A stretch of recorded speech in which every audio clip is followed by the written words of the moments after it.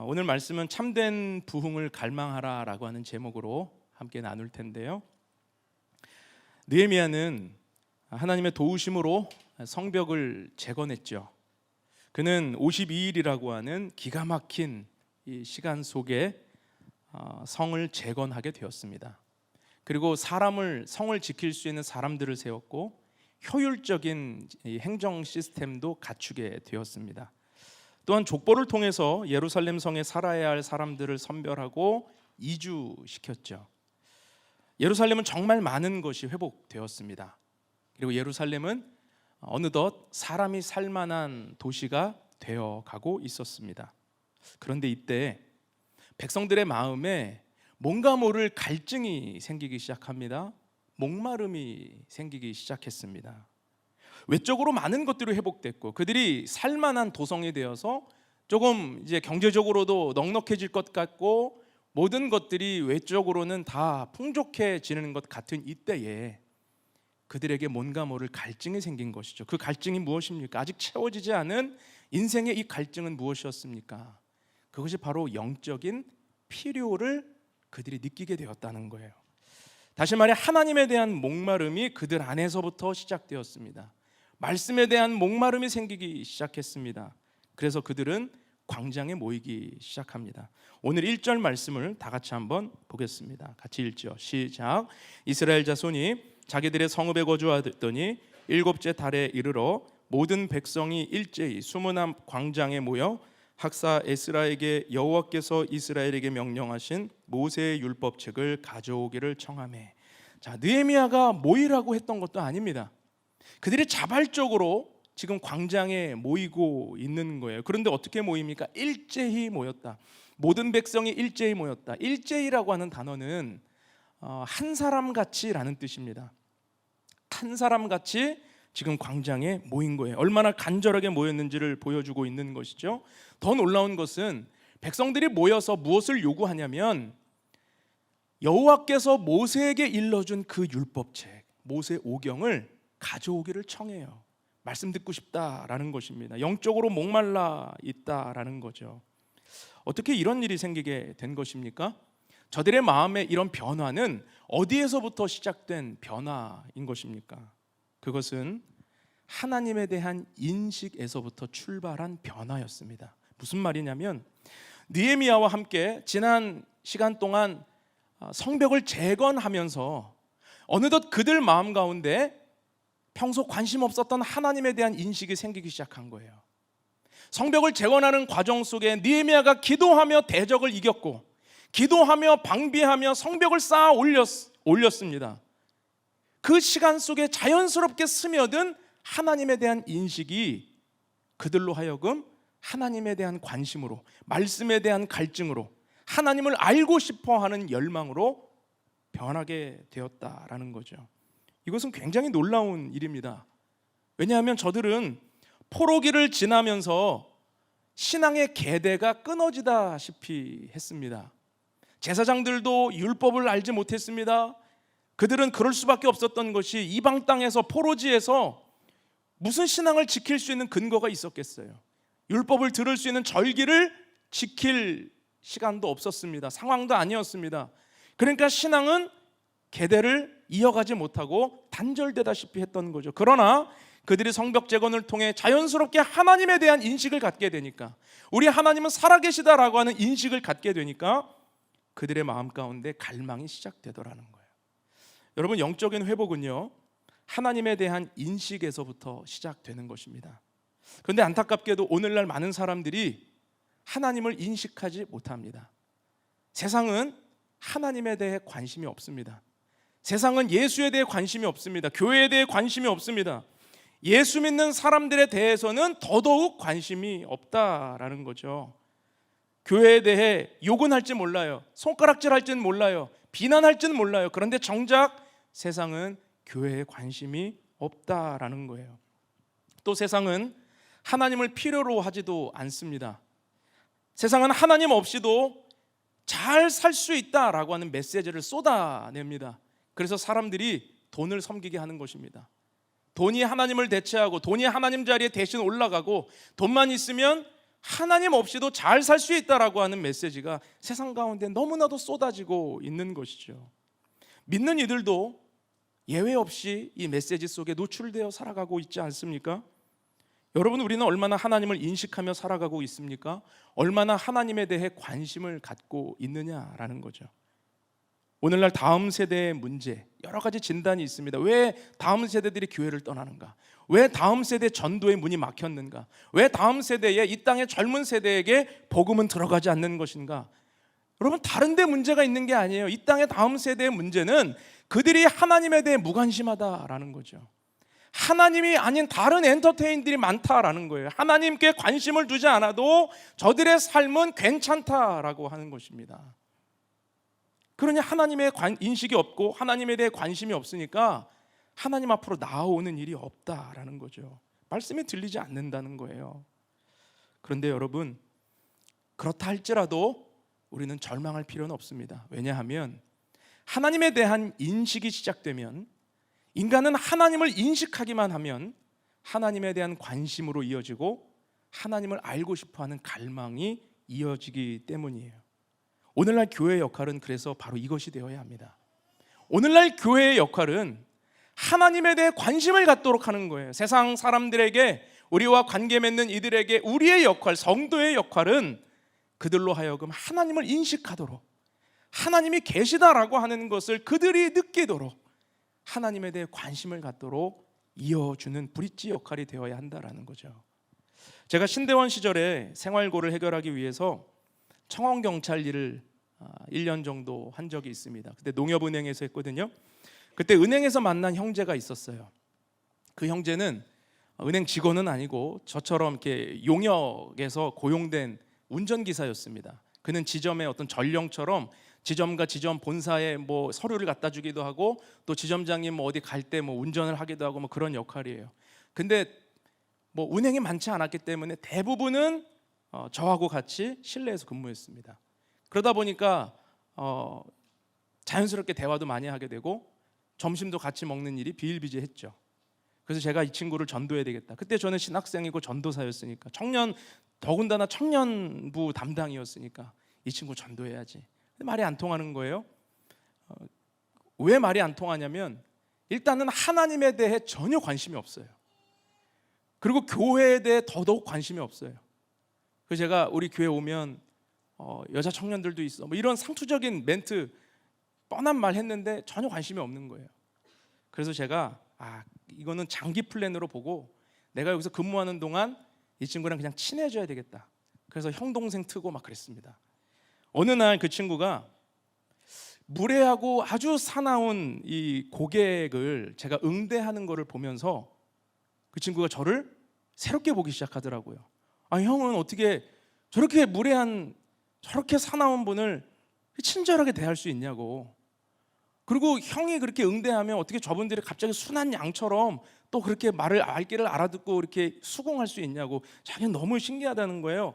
자기 같았으면 벌써 뭐 이렇게 하고 나가든지 했을 텐데 너무 신기하다는 거예요. 그래서 제가 속으로는 나도 먹고 살아야지, 가장이야, 이런 마음이 있었지만 제가 그 친구에게 뭐라고 그랬냐면, 이때가 기회다 싶어서 내 안에 하나님이 계셔서 그래. 내가 믿는 예수님이 나를 변화시키신 거야. 그분의 성품이, 그분의 인격이 나를 변화시키고 나를 새 사람 되게 하셔서 그래. 근데 진짜거든요. 제가요, 어렸을 때만 해도 얼마나 복수심에 불타는 사람인지, 저한테 1의 위해를 가하면 저는 3, 10을 줘야 돼요. 그래야 속이 풀리는 아주 못된 아이였습니다. 그런데 정말로 예수님을 만나고 제 인격과 성품이 변화된 것이거든요. 제가 그 친구에게 그걸 막 이야기했어요. 자연스럽게 하나님 이야기를 하기 시작했어요. 그 친구가 곰곰이 듣더라고요. 그리고 제가 그때 생각하기로는 하나님에 대해 처음으로 인식했던 것 같아요. 얼마 후에 그 친구가 저에게 먼저 이야기했습니다. 형이 믿는 하나님 궁금해진다고.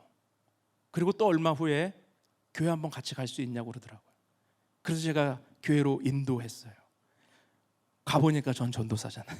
그 친구가 저의 정체를 알고 깜짝 놀랐어요. 여러분, 하나님에 대한 인식이 시작되면 하나님에 대한 관심으로 이어집니다. 그리고 그 하나님에 대한 관심이 그분을 알고 싶은 열망으로 이어져요. 이게 인간 안에 하나님이 심어 놓으신 영적인 원리예요. 많은 사람들이 하나님에 대해 인식하지 못하니까 관심도 없습니다. 인식하지 못하니까 열망도 안 생기는 거예요. 여러분, 영적 부흥, 그것은 대단한 게 아닙니다. 인간 안에 하나님에 대한 인식이 시작되는 것부터가 영적 부흥의 시작이라는 것이죠. 여러분, 우리는 이 땅을 살아가면서 우리와 만나고 살아가는 많은 이들에게 하나님에 대해 인식하게 하고 하나님에 대해 관심을 불러일으키게 하는 그런 일로 우리는 나아가야 할 줄로 믿습니다. 오늘 수문 앞 광장에서 일어난 영적 부흥은요, 이렇게 하나님에 대한 인식이 생긴 백성들에 의해서 자발적으로 일어났습니다. 저들은 하나님을 알고 싶어 했고 목말라 했습니다. 하나님 말씀을 듣기 원했습니다. 그리고 참된 부흥을 경험하게 되었다라는 거죠. 여러분, 우리도 정말 이렇게 참된 부흥을 갈망할 수 있기를 주님의 이름으로 축원합니다. 우리 삶의 모든 관심이 하나님을 향하여 집중될 수 있기를 주님의 이름으로 축복합니다. 오늘 참된 부흥에 대해 세 가지를 나눌 텐데 하나님의 은총이 함께 하시기를 바랍니다. 첫 번째로, 참된 부흥은 말씀을 갈망할 때 일어난다라는 것이죠. 본문 2절에서 5절 말씀 우리 한 절씩 교독하겠습니다. 일곱째 달 초하루에 제사장 에스라가 율법책을 가지고 회중 앞 곧 남자나 여자나 알아들을 만한 모든 사람 앞에 이르러 3절 수문 앞 광장에서 새벽부터 정오까지 남자나 여자나 알아들을 만한 모든 사람 앞에서 읽음에 뭇 백성이 그 율법책에 귀를 기울였는데 그때 학사 에스라가 특별히 지은 나무 강단에 서고 그의 곁 오른쪽에 선자는 마띠디아와 스마와 아나냐와 우리야와 hil기야와 마아세야요 그의 왼쪽에 선자는 보다야와 미사엘과 말기야와 하숨과 하스바다나와 스가랴와 무슬람이라. 에스라가 모든 백성 위에 서서 그들 목전에 책을 펴니 책을 펼 때 모든 백성이 일어서니라. 자, 유대력으로 이 일곱째 달 초하루는요, 유대인들에게 새해 첫날입니다. 그들에게는 신정인 거예요. 우리로 따지면 정월 초하루인 거죠. 해가 바뀌는 때인 거예요. 그리고 이날은 동시에 나팔절이었습니다. 나팔절은 하나님의 구원과 은혜를 기억하며 즐거워하는 날이었어요. 그러니까 백성들이 이 나팔절에 새해에 하나님의 말씀을 듣기 위해 자발적으로 모였다라는 거죠. 또 여기 등장하는 학사 에스라는 누굽니까? 율법을 연구하는 학자이고 아론의 16대 손이에요. 제사장입니다. 그는 14년 전에 2차 포로기한을 주도했던 인물입니다. 그런데 3차 포로기한을 주도했던 느헤미야와 함께 동시대에 함께 동역하고 있는 거죠.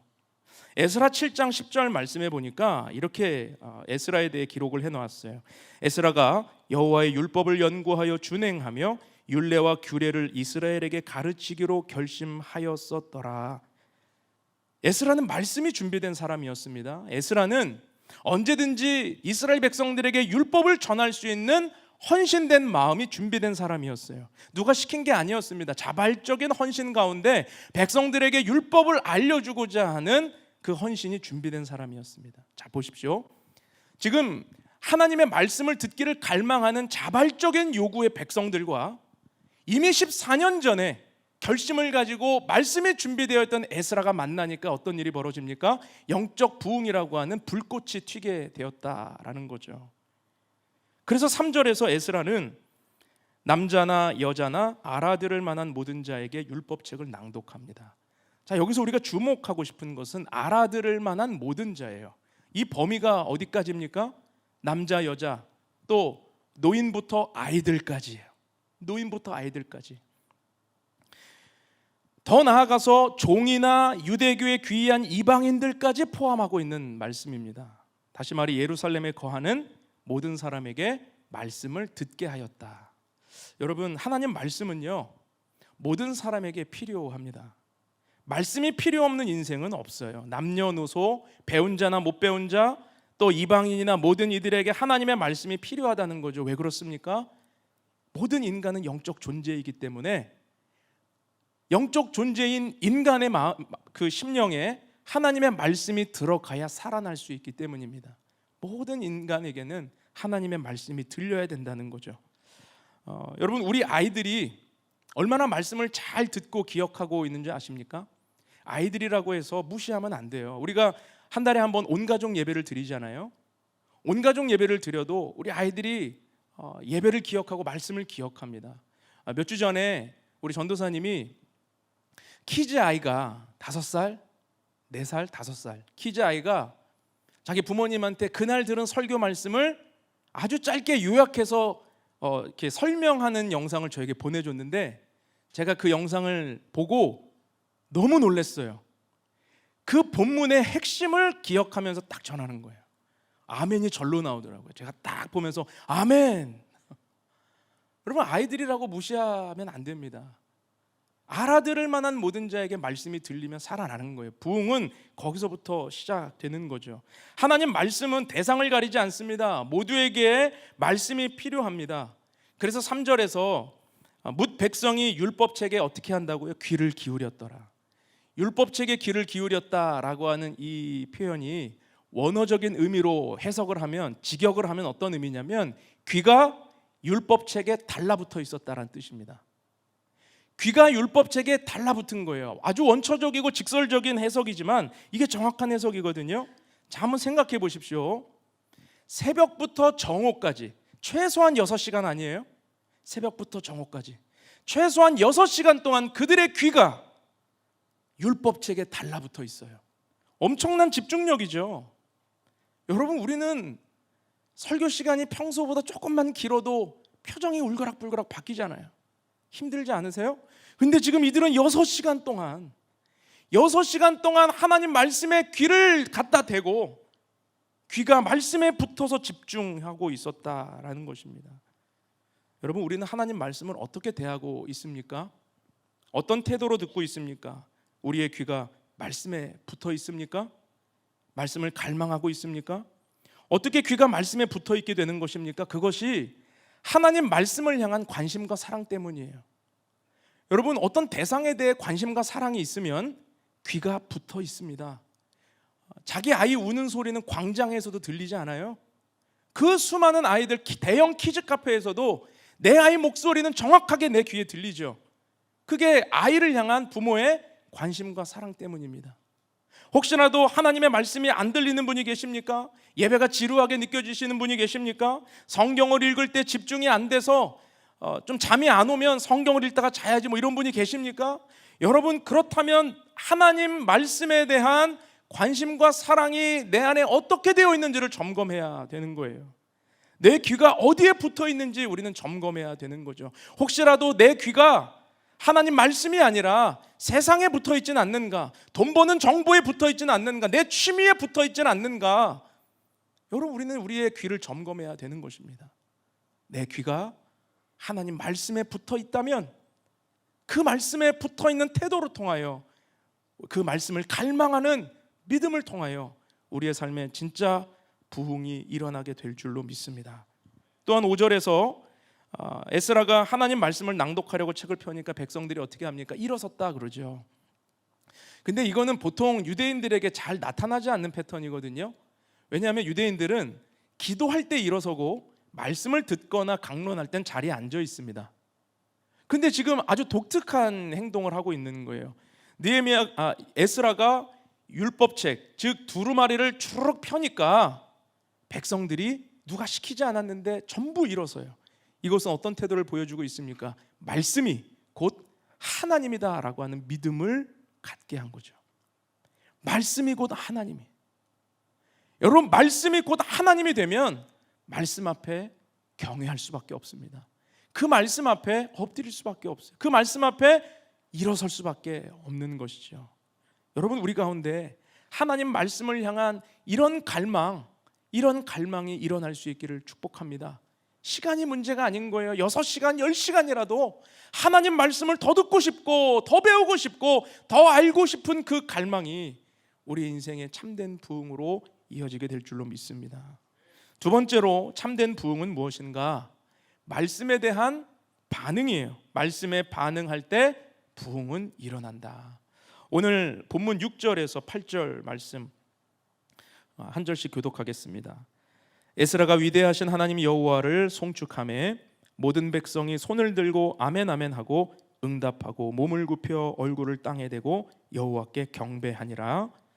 예수아와 바니와 세레비아와 야민과 악굽과 사부대와 호디야와 마아세야와 그리다와 아사랴와 요사밧과 하난과 블라야와 레위 사람들은 백성이 제자리에 서 있는 동안 그들에게 율법을 깨닫게 하였는데 하나님의 율법책을 낭독하고 그 뜻을 해석하여 백성에게 그 낭독하는 것을 다 깨닫게 하니. 자, 지금 손을 들고 아멘 아멘 하는 이유가 무엇입니까? 말씀에 반응하고 있는 것이죠. 아멘이라고 하는 것은 그 말씀에 동의합니다, 그렇게 되기를 원합니다 라고 하는 의미거든요. 그러니까 율법이 들려올 때 자신이 죄인이라는 사실이 동의가 된 거예요. 그리고 그들이 포로기를 지나면서 갖고 있었던 의문, 하나님이 정말로 이스라엘을 사랑하셨다면 왜 우리를 버리셨는가? 왜 우리를 망하게 하셨는가? 왜 하나님의 성전을 부수셨는가? 성벽이 깨지도록 가만두셨는가? 왜 우리를 포로지에서 고생시키셨는가? 이 의문에 대한 답이 필요했거든요.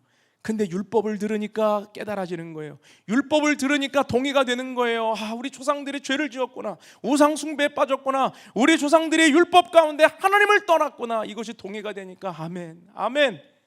그러나 그 아멘의 궁극적인 자리는 하나님은 저주하시는 분이 아니라 복을 주시는 분이다 라고 하는 이 사실이 율법 안에 그들에게 동의가 되는 것입니다. 그래서 그들은 아멘, 아멘 하고 있는 거예요. 여러분, 예배는 반응입니다. 살아계신 하나님께 믿음으로 반응하는 것이 예배입니다. 우리가 누군가와 교제할 때 제일 답답한 사람이 누구예요? 반응 없는 사람이죠. 커피 한 잔을 다 마시는 동안 모든 대화를 내가 다 주도하고 이끌어 보세요. 너무 힘들지 않으세요? 그런 사람하고 교제하면? 그런데 여러분, 우리가 하나님께 예배드릴 때 이런 태도로 예배드리고 있지 않는가? 우리가 하나님께 전혀 반응 없이 아멘도 속으로만, 손을 올리려다가도 아무도 안 올리면 나도 안 올리고. 어떤 분이 이런 간증을 하시더라고요.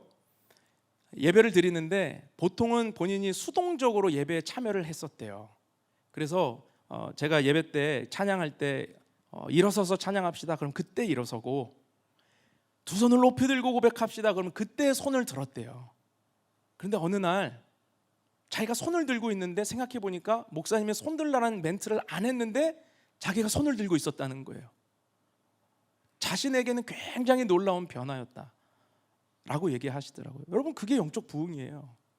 하나님 앞에 자발적으로 반응하는 거, 하나님 말씀 앞에 예배를 드리며 반응하는 거, 그게 영적 부흥입니다. 또 어떤 분은 여기서 금요 찬양 집회를 했었을 때인데 기도를 하는데 너무 무릎을 꿇고 싶더래요. 그런데 우리 의자가 고정이잖아요. 그리고 양옆에 사람이 있으면 통로로 나갈 수도 없고, 이거 이러지도 저러지도 무릎을 꿇고 싶은데 환경이 안 받쳐주네 이러고 참고 예배를 일단 끝났대요. 너무 아쉬워서 집에 가서 방석으로 갖다 놓고 자기 전에 무릎 꿇고 찬양을 한 곡 부르는데 하나님의 임재를 깊이 느꼈다라는 간증을 또 들은 적이 있습니다. 여러분, 이게 부흥이에요. 이게 영적 부흥이죠. 그들은 하나님 앞에 지금 아멘 아멘 반응하고 있습니다. 또 어떻게 반응합니까? 몸을 굽혀 얼굴을 땅에 대고. 아니, 몸을 굽혀 얼굴을 땅에 댔다, 그럼 서 있다가 몸을 굽혀 얼굴을 땅에 대요. 어떤 분도 이렇게 생각하시더라고요. 다리가 너무 아프니까 이렇게 무릎도 꿇고 이렇게 좀 자세도 변경하고, 또 무릎 꿇다가 이 다리에 쥐가 나면 다시 일어서고 뭐 이런 거 아니겠습니까? 그렇지 않습니다. 서 있다가 무릎을 꿇고 얼굴을 땅에 댔다는 건 하나님의 깊은 임재가 있었다는 거예요.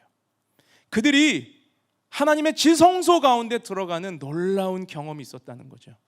여러분, 참된 부흥은요, 인생의 주인이 바뀌는 사건입니다. 자신의 인생의 주인이 자기였는데 말씀을 듣는 가운데 인생의 주인이 바뀌어버린 거예요.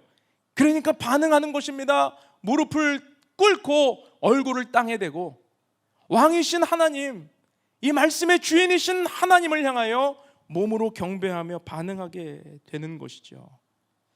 여러분, 이것이 영적 부흥입니다. 우리의 예배를 한번 돌아보시기 바랍니다.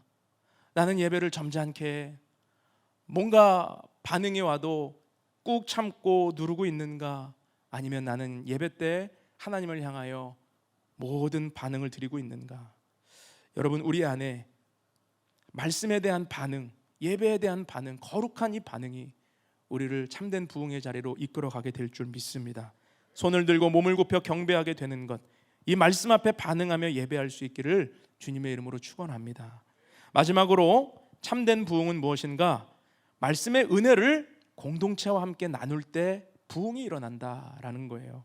우리 오늘 9절과 10절까지만 한번 읽어보겠습니다. 같이 읽죠. 시작. 백성이 율법의 말씀을 듣고 다 우는지라. 총독 느헤미야와 제사장 겸 학사 에스라와 백성을 가르치는 레위 사람들이 모든 백성에게 이르기를, 오늘은 너희 하나님 여호와의 성일이니 슬퍼하지 말며 울지 말라 하고, 느헤미야가 또 그들에게 이르기를, 너희는 가서 살찐 것을 먹고 단 것을 마시되 준비하지 못한 자에게는 나누어 주라. 이날은 주의 성일이니 근심하지 말라. 여호와로 인하여 기뻐하는 것이 너희의 힘이니라 하고. 자, 말씀에 들어가니까 몸이 반응했습니다. 경배가 일어났습니다. 그리고 정서적인 반응이 일어납니다. 그래서 어떻게 하죠? 오늘 9절 보니까 백성이 율법의 말씀을 듣고 다 우는지라. 정서적인 감동이 일어난 거예요. 우는지라. 눈물은 영혼을 적시는 단비입니다. 왜 울었을까요? 자기들의 죄가 깨달아지니까 복받쳐 오르는 감정을 주체할 수 없는 거죠. 여러분, 은혜 받으면 먼저 우리의 정서적인 감동으로 인하여 울게 되잖아요. 그런데 느헤미야와 에스라는 울고 있는 그들에게 오늘 이렇게 당부합니다. 울지 마세요. 울지 마세요. 눈물을 그치세요. 가서 살찐 것을 먹고 단 것을 마시고 정신을 차리세요. 오늘은 여호와의 성일입니다. 오늘은 여호와를 기뻐해야 됩니다. 여호와로 인하여 기뻐하는 그것이 우리의 힘이 되어야 됩니다 라고 고백하고 있다는 거죠. 살찐 것을 먹고 단 것을 먹으라 도전하고 있습니다. 하박국 선지자가 일찍이 이 고백을 했죠. 없고 외양간에 송아지도 없고 뭐 우리의 양도 없고 논밭에 소출 곡식에 뭐 아무것도 없는데 여호와로 인하여 즐거워하리. 구원의 하나님을 인하여 난 기뻐하리로다. 이 고백처럼 지금 자신들의 상황과 환경 때문이 아니라 여호와를 기뻐하라. 그것이 너희의 힘이다. 여기서 느헤미야와 에스라가 백성들에게 울지 말고 여호와를 기뻐할 것을 당부하고 있는 영적인 의미는 무엇입니까? 여러분, 그것은요, 정서적인 감동에만 머물지 말라는 것입니다. 은혜 받은 증거가 눈물에만 있다면 속는 거예요. 우리는 때로 정서적인 감동이 은혜의 끝으로 생각할 때가 많습니다. 그래서 어떤 집회에 은혜가 있었는가, 그 집회가 좋았는가, 예배가 좋았는가 하면 사람들은 어떻게 생각해요? 누가 울었어. 누가 휴지를 한 움큼 쓰던데? 그러면 그 집회에 은혜가 있었구나, 그 예배에 은혜가 있었구나, 이렇게 생각한다고요. 그런데 그것이 다가 아니라는 거죠. 누가 울었는가를 통해서 예배에 은혜가 있었는가만 따지면 속는 것입니다. 은혜를 소비하고 끝나는 거예요. 참된 부흥은 눈물에 머물지 않습니다. 참된 부흥은 눈물을 통과하여 하나님으로 기뻐하는 믿음의 자리까지 가야 되는 것이지요. 이것이 진짜 부흥이라고 하는 것입니다. 사사기 2장에 보면 여호와의 천사가 나타나서 이스라엘 백성들을 책망합니다. 왜 책망하는가? 하나님이 주신 힘을 가지고 가나안 족속들을 쫓아내고 진멸할 수 있었는데 그들은 하지 않거든요. 그리고 그들을 종삼고 그들과 섞여 살고 그들의 우상을 받아들여요. 그러니까 여호와의 천사가 와서 경고하는 겁니다. 그들이 너희의 가시가 될 것이고 너희는 그들을 통하여 찔림을 당할 것이고 망하게 될 것이다. 그때 이 말씀을 들은 백성들의 반응이 어떤 줄 아세요? 웁니다. 사사기 2장 4절 보니까 여호와의 사자가 이스라엘 모든 자손에게 이 말씀을 이름해 백성이 소리를 높여 운지라 그랬어요. 백성이 소리를 높여 운지라. 다시 말해 무슨 말이냐면 목 놓아서 꺼이꺼이 울었다라는 거죠. 자신들의 죄가 깨달아지고 동의가 되고 하나님의 말씀에 경고가 두려우니까 운 거예요. 겉으로 보면 은혜 받은 거죠. 이제 변화될 것 같잖아요. 근데 안타까운 건 사사기 2장을 계속 보면 그들은 또 우상 숭배에 들어가요. 하나님을 떠나요. 울었는데 삶의 변화로 이어지지 않아요. 왜요? 정서적인 감동에만 머물렀기 때문에 삶의 변화로 나아가지 못했다라는 것입니다. 여러분, 우리 신앙은 어떻습니까? 예배드리다가 정서적인 감동을 경험할 때가 있으실 거예요. 말씀 듣다가 내 상황과 내 처지와 맞닿아서 눈물을 흘리기도 하고, 기도하다가 우리의 마음이 울컥하기도 하고 하나님의 은혜가 경험될 수 있습니다. 그런데 그때 우리는 기억해야 됩니다. 정서적 감동에만 머물면 안 된다라는 거죠. 그 눈물을 통과해야 돼요. 그 눈물을 통과해서 하나님으로 기뻐하는 자리까지 가야 되는 거죠. 그것이 무엇입니까? 그래서 오늘 느헤미야는 그 자리로 백성들을 인도하기 위해 어떻게 이야기합니까? 나누라는 것입니다. 좋은 것을 나누라는 거예요. 좋은 것을 다른 사람들과 나누고 여호와를 함께 기뻐하라, 공동체를 돌아보라라는 거죠. 여기서 살찐 것과 단 것은 고기를 뜻하고 포도주를 뜻하는데, 이것은 개인에게도 귀한 것입니다. 자신의 소유를 나누고 자신의 좋은 것들을 나누면서 함께 기뻐하는 것. 준비하지 못한 자들과 나누라고 하죠. 살찐 것을 준비하지 못한 자, 단 것을 준비하지 못한 자가 누굽니까?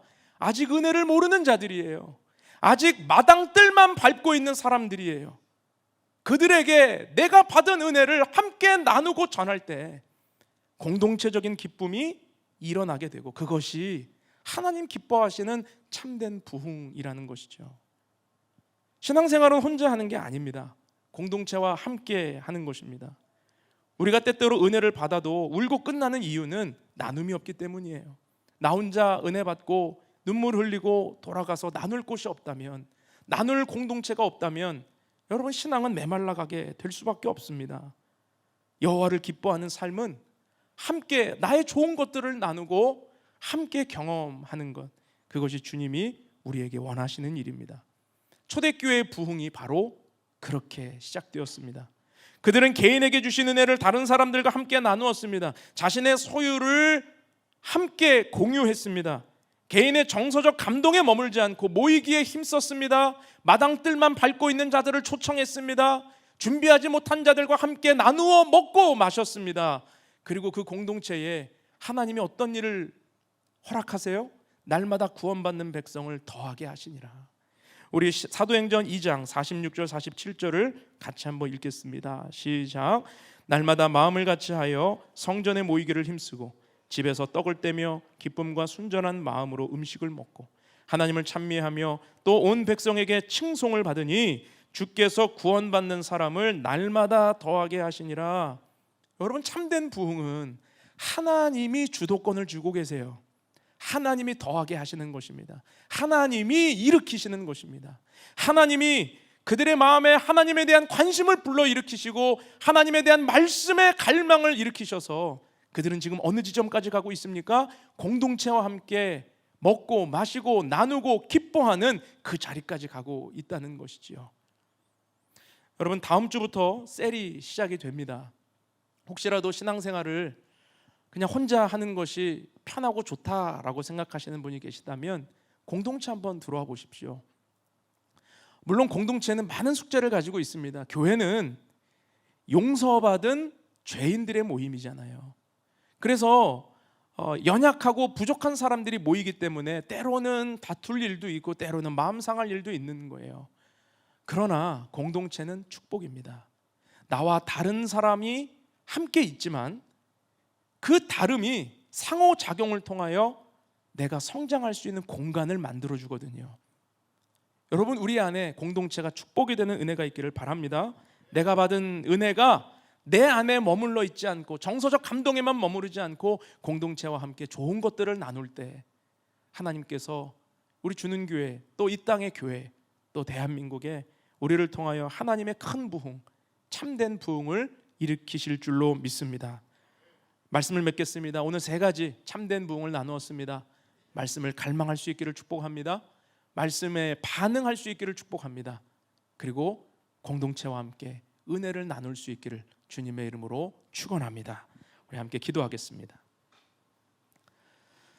거룩하신 하나님 아버지, 은혜를 감사드립니다. 오늘 주님께서 우리에게 주시는 은혜 안에서 우리가 말씀을 나누고 또 하나님의 은혜를 나누었습니다. 주님, 이 땅에 많은 이들이 하나님을 인식하지 않고 하나님에 대해 관심 없는 세대를 살아가는데, 아버지 하나님, 진짜 참된 부흥은 하나님에 대해 무관심하던 이들에게 하나님에 대한 인식이 시작될 때 진짜 부흥이 시작된다라는 것을 기억하게 하여 주옵소서. 교회와 성도의 역할은 하나님에 대해 무관심한 세대를 향하여 하나님을 인식시키고 하나님에 대한 관심을 불러일으키는 것이 되어야 함을 믿습니다. 주는 교회와 우리 성도들이 어딜 가든 하나님을 인식해야 하고 하나님께 관심을 불러일으킬 수 있는 복된 삶을 살아갈 수 있게 하여 주옵소서. 하나님, 우리 교회가 또 우리 개인의 삶에 영적 부흥이 임하기를 원합니다. 말씀을 갈망하게 하시고 말씀에 반응하게 하시고 공동체와 함께 받은 말씀을 나눌 때 날마다 구원받는 백성들을 더하게 하시는 초대교회의 놀라운 역사가 우리 교회 가운데에도 일어나게 하시고 하나님의 역사 가운데 충만케 하여 주옵소서. 이번 한 주간을 살아가는 주의 백성들을 기억하여 주시고 들은 말씀 붙들고 삶에 적용하며 주님과 함께 동행할 때 어떤 어려움과 상황 속에서도 능히 이길 수 있는 힘을 공급받게 하시고 하나님의 사람들로 날마다 기쁨이 충만한 복된 삶이 되게 도와 주옵소서.